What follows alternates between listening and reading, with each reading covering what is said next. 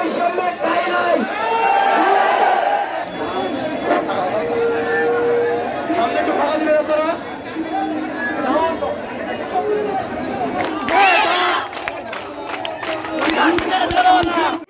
বলতে চাই, আমরা যদি রাজপথে নামি কেউ টিকিয়ে থাকতে পারবে না। ভুলে যাইয়েন না ৫২ ভাষা আন্দোলনের কথা, ভুলে যাইয়েন না ৬৬ দফার কথা, ভুলে যাইয়েন না ৬৯ গণঅভ্যুত্থানের কথা। সকলে জানেন ১৯৭১ সালে এই ছাত্র সমাজে তাদের ন্যায্য অধিকার ফিরিয়ে আনছিল।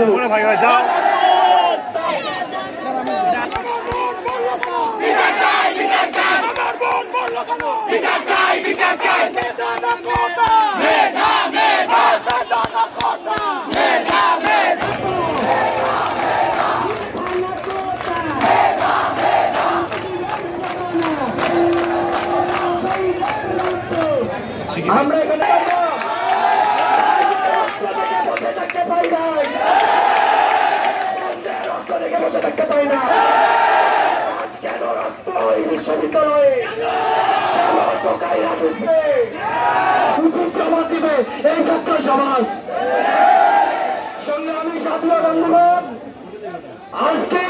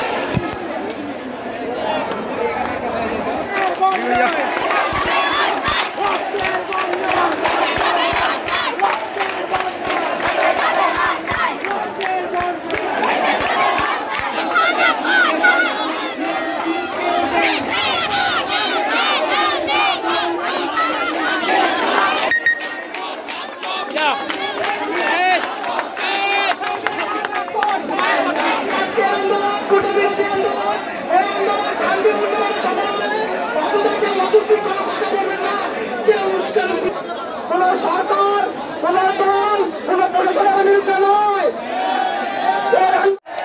২০২৪ সালে এসে বঙ্গবন্ধু বাংলায় ছাত্র সমাজ এই বৈষম্যের ঠাঁই দেবে না, দেবে না, দেবে না। সংগ্রামী সাথী বন্ধুগণ, আমরা শান্তিপ্রিয় ছাত্র সমাজ এই সরকার এই আমলাকে আহ্বান জানাবো, যারা এই ঢাকা বিশ্ববিদ্যালয়, জাহাঙ্গীরনগর বিশ্ববিদ্যালয়, ঢাকা মেডিকেল কলেজ, চট্টগ্রাম বিশ্ববিদ্যালয় সহ যারা রক্তাক্ত করেছেন, আমাদের দাবি যদি মেনে নেওয়া না হয়, কোটা যদি সংস্কার করা না হয়, তাহলে এই রক্তের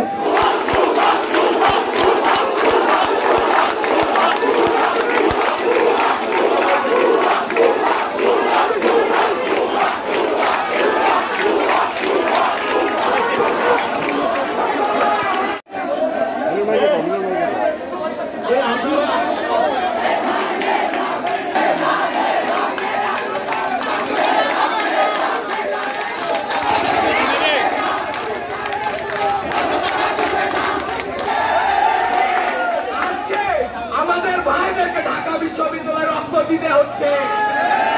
১৯৫২ সালে আমার ভাইয়েরা রক্ত দিয়েছিল, আন্দোলনে রক্ত দিয়েছিল, ১৯৬৯ গণঅভ্যুত্থানে রক্ত দিয়েছিল। একটা কথা বলে দিতে চাই, রক্ত কখনো দিয়েছে, বৃথা রক্ত যায়নি। কখনো ছাত্ররা আন্দোলন করতে এসেছে, আন্দোলন বৃথা হয়নি। আমরা সংখ্যায় বেশি, আমরা সততার সাথে যদি আমাদের গোটা আন্দোলনের জন্য রক্ত দিতে হয়, আমরা রক্ত দিতে প্রস্তুত। আমাদের জাতির জন্য বঙ্গবন্ধু শেখ মুজিবুর রহমান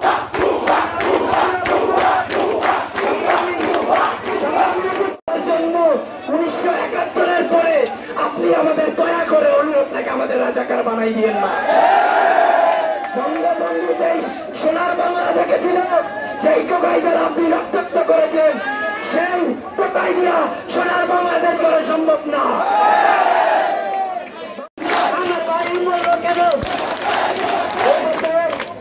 আমার সভাপতি আরেক 5% 1% বাড়ে প্রতিটা শিক্ষার্থী রাজপথেই দরকার পরে জীবন দিবে, কেউ ঘরে ফিরবে না।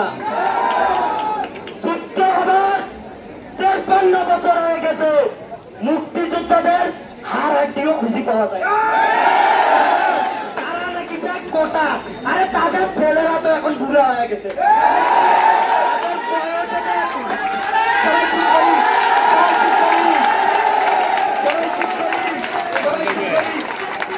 তাদের মুক্তিযোদ্ধার সন্তানদের বয়স এখন 60 হয়ে গেছে। তাদের কি সরকারি হবে না? ঢাকা বিশ্ববিদ্যালয়ে যে অবৈধকারীরা হামলা করেছে তাদেরকে এখান থেকে বলতে চাই, তোদের মতো টোকাইকে সহায়তা আমাদের 1 মিনিট হবে না।